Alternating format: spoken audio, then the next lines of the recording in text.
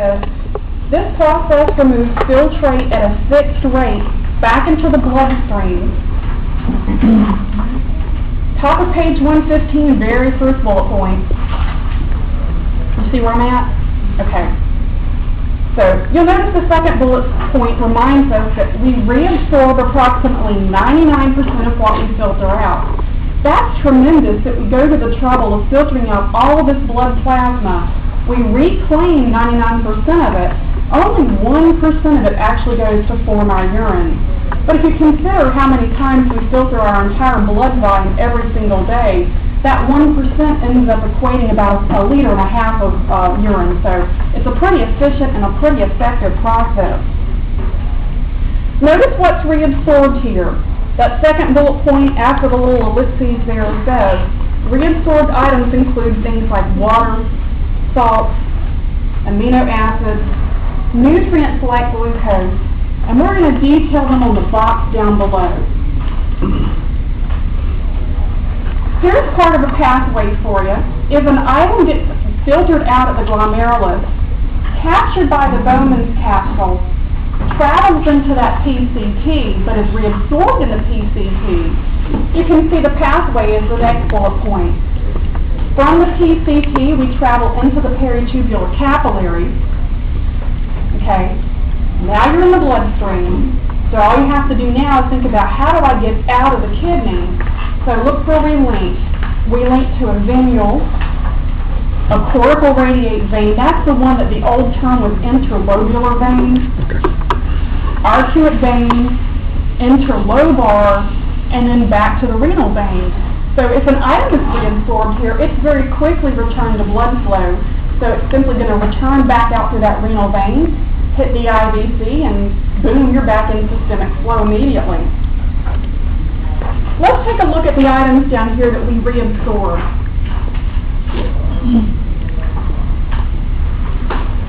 Notice that about 60 to 70% of the sodium in our bloodstream is automatically reabsorbed by active transport. Notice it says no hormone is necessary. What hormone normally controls sodium reabsorption?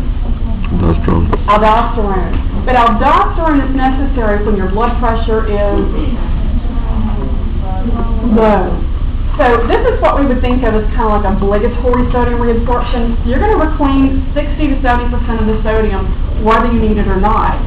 If you reclaim extra sodium on the next few pages there, you have to have aldosterone sitting there to tell you to reclaim it. So this is, if you have a high salt diet, and what is the cutoff, like 2,500 to 3,000 milligrams a day, which they say is too high anyway.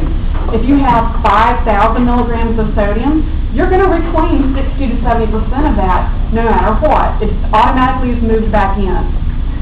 So if you reclaim sodium, what's going to follow? There you go. So that's how the blood pressure automatically can go up. Notice that we normally reclaim 100% of our glucose levels by active transport. It's coupled with sodium. That's interesting. You've got this tag team effect going on. So if you reclaim 60 to 70% of your sodium, you also reclaim glucose with it. I want to show you a number there on the notes column. It says there's a transport maximum of 180 milligrams per 100 milliliters of plasma. If you do testing for blood sugar, fasting in the morning, the normal range is what? 95 to 105. Something like that. It gets various ranges, anywhere from 70 to 120, 95 to 105. So you're getting some range there that's less than 180. So if you've got blood sugar beyond 180, it's dumping that excess sugar in your urine, and it's impossible to reclaim it back. Think of these 180 units as toll roads for glucose to travel back into your bloodstream. If you have more than 180 cars on your toll road, you can't let them come back in. So they're dumped in your urine, and that's how we can test urine and detect glucose urea. Glucose urea indicates that your blood sugar was higher than 180, and we're keeping the max amount that we can, but the additional excess sugar is just dumped and excreted. So that's kind of an interesting number there to hold on to. Is 180 is kind of a magical number for glucose in the bloodstream. Notice that chlorine is reclaimed with sodium. Bicarbonate is reclaimed with sodium. Boy, sodium's the ringleader here, right? So if sodium's reclaimed, look at all the masses that come back into the bloodstream with sodium. Water, of course, is reclaimed with sodium, and you'll notice in the notes column a word to highlight or underline. It's called obligatory water reabsorption. What does obligatory mean? Happens whether you need it or not. Yes, it's going to happen whether you need it or not. So, you're going to automatically take back in around 60 to 70% of your body's fluid, automatically.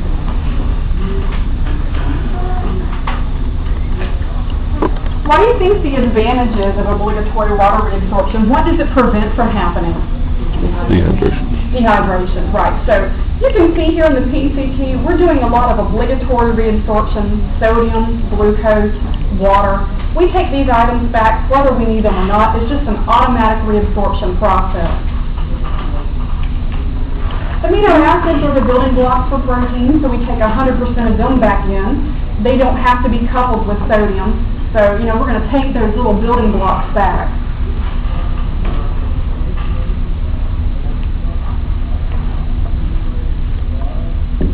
On this test, will you ask us the process such as active transport or passive transport? I will not ask you what process, active, passive, or osmosis.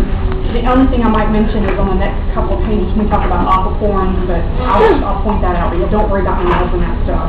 And don't worry about the percentages either. Here we go with noises again. It's almost, second nature. All right, so let's move down to the Luther-Henle. The other name for the Luther-Henle is nephron loop. This does look like a little hairpin, and you'll notice that the length of this loop actually dictates how much fluid we can reabsorb. Down at the bottom, you'll notice that the Luther-Henle is responsible for absorbing 50% of the water that travels from the filtrate through this little loop. So what we didn't already reclaim back up here at the PCT, now we're reclaiming even more back through the Luther-Henle. We also take more sodium, more chloride ions back into the bloodstream. So what do sodium and chlorine help to regulate? Water. Partly water, and then the big picture, Blood pressure. blood pressure. Yes, you see that we're really working on blood pressure right now by reclaiming those items back into the bloodstream.